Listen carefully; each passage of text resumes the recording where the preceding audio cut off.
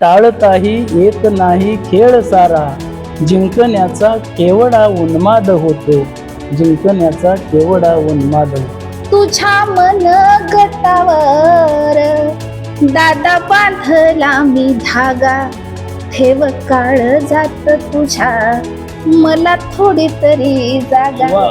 चौका चौकातल्या मावळ्यानो भगवा म्हणजे मातीशी इमानदार असणाऱ्या हर एक रंगाचा माणूस भगवा. चौका चौकातल्या मावळ्यानो हा इमानदारीचा भगवा. काळजात जपून ठेवा, काळजात जपून ठेवा. नमस्कार. काल जागतिक कविता दिन साजरा झाला आणि या निमित्तानं सांगली जिल्ह्यातील जे प्रतिभावान कवी आहेत, सांगली जिल्ह्याला जशी तमाशाची परंपरा आहे, कलेची परंपरा आहे, खेळाची परंपरा आहे, तशी साहित्यिकांची आणि साहित्याची कवितेचीही परंपरा या सांगली जिल्ह्याला लाभलेली आहे. आणि आपल्याबरोबर आता सांगली जिल्ह्यातील काही प्रतिभावान कवी आहेत, आपण त्यांच्याशी आज बोलणार आहोत आणि त्यांच्या ज्या चांगल्या चांगल्या कविता आहेत आपण आपल्या दर्शकांसाठी ऐकवणार आहोत.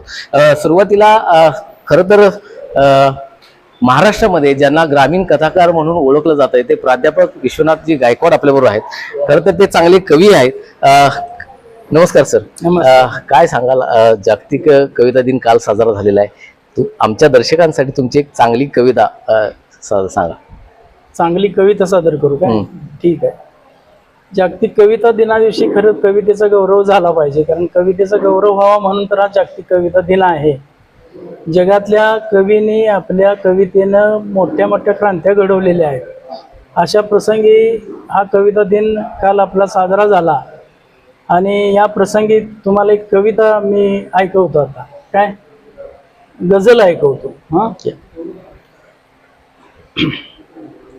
आत गाभाऱ्यात घंटा नाद होतो, आत गाभाऱ्यात घंटा नाद होतो, रोज माझ्याशीच माझा वाद होतो. अरे वा.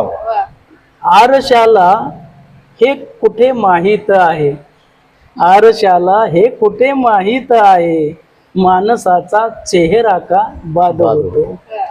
न्याय पंचांचाच जेथे पक्षपाती, न्याय पंचांचाच जेथे पक्षपाती, बाद झालेला गडी नाबाद होतो. मैफिलीच्या संपता रंगीन रात्री, मैफिलीच्या संपता रंगीन रात्री, क्रंदणारा घुंगुरांचा नाद होतो. काजळी काळोख येता सोबतीला, आसवासी मोकळा संवाद होतो.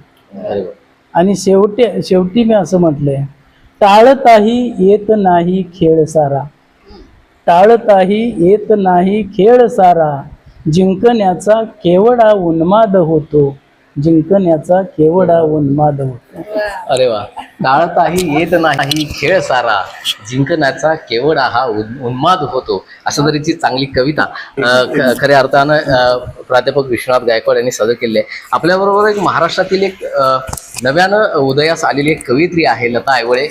खूप कमी वयामध्ये तिनं संपूर्ण महाराष्ट्रामध्ये आपलं नाव केलेलं आहे. अनेक कविता तिच्या संपूर्ण महाराष्ट्रभरामध्ये अधिक अखिल भारतीय मराठी साहित्य संमेलन असतील आणि महाराष्ट्रातील अनेक साहित्य संमेलनांमध्ये तिचं गाजलेला कविता आहेत. त्यामध्ये बाप कविता आहे आणि आता नव्यानं ती अनेक कवी संमेलनामध्ये जी सादर करते ती धागा नावाची एक कविता सध्या महाराष्ट्रामध्ये ती गाजते. आपल्याबरोबर लता आयवळे आहे, आपण तिची ती कविता ऐकूया. धागा. आता पूर्ण कविता काय दोन नमस्कार. सर्वप्रथम जागतिक कविता दिनाच्या उदंड शुभेच्छा रसिकांना आणि लिहिणाऱ्यांना दोघांनाही शुभेच्छा. आणि एका स्तुत्य उपक्रमासाठी तुमच्या वाहिनीचं, प्रमुखांचं आणि तुमच्या सगळ्या टीमचं अभिनंदन. मुळात कविता म्हटलं की माझ्यासमोर माझी भूमिका म्हणून 4च ओळी येतात. त्याआधी सांगते, कविता म्हणजे काय असतं, कविता म्हणजे काय असतं, देणं आणि घेणं असतं. कविता म्हणजे काय असतं, देणं आणि घेणं असतं. दुसरं तिसरं काही नाही, काळजाचं गाणं असतं. दुसरं तिसरं काही नाही, काळजाचं गाणं असतं.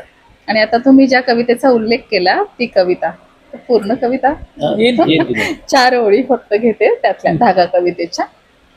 तुझ्या मन गटावर दादा बांधला मी धागा, तुझ्या मन गटावर दादा बांधला मी धागा, ठेव काळ जात तुझ्या मला थोडी तरी जागा, ठेव काळ जात तुझ्या मला थोडी तरी जागा. धन्यवाद. खऱ्या अर्थानं बहीण आणि भावामधलं जे नातं आहे ते आता कुठंतरी या संगणकाच्या युगामध्ये कुठंतरी ते दुरावलेलं जाणवत आहे.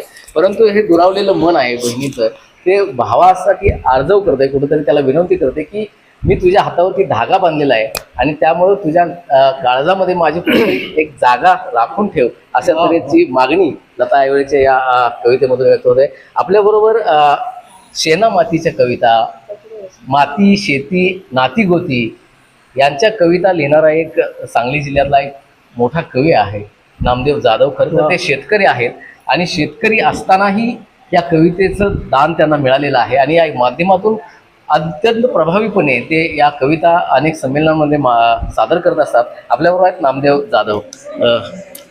प्रथमतः मी जागतिक कविता दिनाच्या सर्वांना हार्दिक शुभेच्छा देतो आणि यानंतर रानफुल नावाची माझी एक कविता आपल्यासमोर ठेवतो. रान फुले पडली फुले, रान फुले पडली फुले, हिरवी झुले माझ्या रानात, माझ्या रानात. रान मेवा पाखरांचा थवा, रान मेवा पाखरांचा थवा, आनंद नवा माझ्या रानात, माझ्या रानात. शिवारी शिळे आलया बळ, शिवारी शिळे आलया बळ, हिरवी बळ माझ्या रानात, माझ्या रानात. ऊसाचा फळ बांधाची कळ, ऊसाचा फळ बांधाची कळ, बांधल्या बिंड्यात वजाची वड माझ्या रानात. घेतला वसा टाकू मी कसा, घेतला वसा टाकू मी कसा, पावडाचा ठसा माझ्या रानात, माझ्या रानात. शेत व सारा, शेत व सारा गवताचा भारा, शेत व सारा गवताचा भारा, गाईच्या गोठ्यात दुधाच्या धारा. नामदेव जाधव यांच्या या शेती मातीतल्या कवितेनंतर आपण जाणार आहोत या सांगलीमधला. कारण नारायण सुर्वेने म्हटलं होतं की कामगार आहे मी तळपती तलवार आहे, सारस्वतानं थोडासा गुन्हा मी करणार आहे. असाच कामगार चळवळीत काम करणारा, MIDC मिरजेमध्ये काम करणारा, MIDC मध्ये काम करणारा एक कामगार आपल्याबरोबर आहे. युवा साहित्यिक आहे राम सुतार. शिवकाव्य या नावाचा ते कार्यक्रम महाराष्ट्रभरामध्ये करत असतात आणि शिवाजी महाराजांच्या आयुष्यावर किंवा शिवाजी महाराजांच्या आयुष्यातील घटनांवर कवितांच्या माध्यमातून एक कार्यक्रम ते करत असतात. संपूर्ण महाराष्ट्रभर करतात. शिवकाव्य हा त्यांचा कार्यक्रमाचं नाव आहे. ते राम सुतार आपल्याबरोबर आहेत, आपण त्यांच्याशी बोलू. एक कविता आमच्या चॅनलसाठी. कवितेचं शीर्षक आहे चौकातल्या मावळ्यांनो. चौकातल्या मावळ्यांनो, चौकातल्या मावळ्यांनो, खांद्यावर कुठल्याही पक्षाचा झेंडा घ्या, अगर घेऊ नका. चौकातल्या मावळ्यांनो, खांद्यावर कुठल्याही पक्षाचा झेंडा घ्या, अगर घेऊ नका. पण अंतःकरणात फक्त छत्रपती शिवाजी महाराजांचाच झेंडा फडकू द्या. चौकातल्या मावळ्यांनो, चौकातल्या मावळ्यांनो, घ्या शपथ या मातीची. शिवरायांचं तत्व मेंदवात पेरून आपण बांधू एक तोरण, शिवबाच्या नावानं शिवाचं स्वराज्य जपण्यासाठी. मग बघा मावळा एक होऊन एक फौजच तयार होईल. फक्त इतकंच करा, सळसळणारा शिवरायांचा भगवा कधी शांत होऊ देऊ नका. चौकातल्या मावळ्यांनो, माझ्या चौकातल्या मावळ्यांनो, करू विचार इतके बुलंद, आपण कधी तुटणार नाही, आपण कधी तुटणार नाही, फुटणार नाही, विकणार तर नाहीच नाही. फक्त इतकंच करा, अंतःकरणात राष्ट्राचा तिरंगा आणि शिवबाचा भगवा, याशिवाय कुठल्या झेंड्याला महत्व देऊ नका. चौकातल्या मावळ्यांनो, चौकातल्या मावळ्यांनो, भगवा म्हणजे मातीशी इमानदार असणाऱ्या हर एक रंगाचा माणूस भगवा. चौकातल्या मावळ्यांनो, हा इमानदारीचा भगवा. काळजात जपून ठेवा, काळजात जपून ठेवा, काळजात जपून ठेवा. धन्यवाद. नक्कीच असं म्हटलं जातं की 100 पानांची कादंबरी जे सांगून जात नाही ती 4 ओळींची कविता सांगून जाते. प्रदीप निफाडकर हे जे महाराष्ट्रातले नामवंत कवी आहेत, ते कवीविषयी सांगताना असं म्हणतात की हसण्याची संधी असूनी ते सारे रडले होते, हसण्याची संधी असूनी ते सारे रडले होते. मी हसत जगलो, मी दुःख पचवले होते. मी एक कवी छोटासा बदलून टाकतो दुनिया, मी एक कवी छोटासा बदलून टाकतो दुनिया. मी प्रेम म्हणालो आणिक जग प्रेमळ बनले होते. मी प्रेम म्हणालो आणिक जग प्रेमळ बनले होते. मी हसलो जेव्हा जेव्हा ही झाडे बहरत गेली. मी हसलो जेव्हा जेव्हा ही झाडे बहरत गेली. मी रडलो तेव्हा तेव्हा हे दगड वितळले होते. हसण्याची संधी असूनही ते सारे रडले होते. मी हसत हसत जगलो, मी दुःख पचवले होते. कारण हा कवी आहे. कवी जेव्हा हसतो तेव्हा सारा निसर्गच फुलून येतो असं कवीला म्हणायचं आहे. आणि कवी जेव्हा रडतो तेव्हा हे दगड सुद्धा आहेत, जे कठीण दगड आहेत ते दगड सुद्धा वितळल्याशिवाय राहणार नाहीत. एवढी ताकद कवीच्या कवितेमध्ये असते असं म्हणायला हरकत नाही. कारण मिरजेचे जे कवी आहेत कैलासवासी चैतन्य माने सर, या कवितेविषयी सांगताना म्हणतात की दोस्त, कविता म्हणजे नसतो पोरीच्या गळ्यातला गुलछब रुमाल.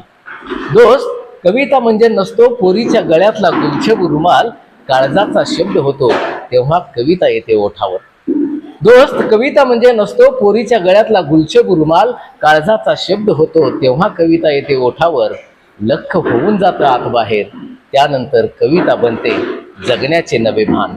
त्यानंतर कविता बनते जगण्याचे नवे भान. इथले सारे बदलू पाहणारा एक प्रबुद्ध उद्गार. इथले सारे बदलू पाहणारा एक प्रबुद्ध उद्गार.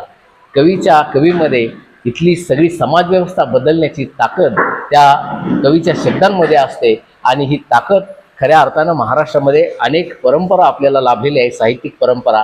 त्या अनेक साहित्यिकांनी ही परंपरा आणि ही ताकद आपल्या शब्दांमध्ये, आपल्या कवितांमध्ये ठेवलेली आहे. आणि जागतिक कविता दिनाच्या निमित्तानं आपण सांगली जिल्ह्यातील जे काही नामवंत आणि प्रतिभावंत कवी आहेत त्यांच्याशी आपण आज संवाद साधला. मोहन राजमाने, नवराष्ट्र न्यूज, सांगली. कट कर.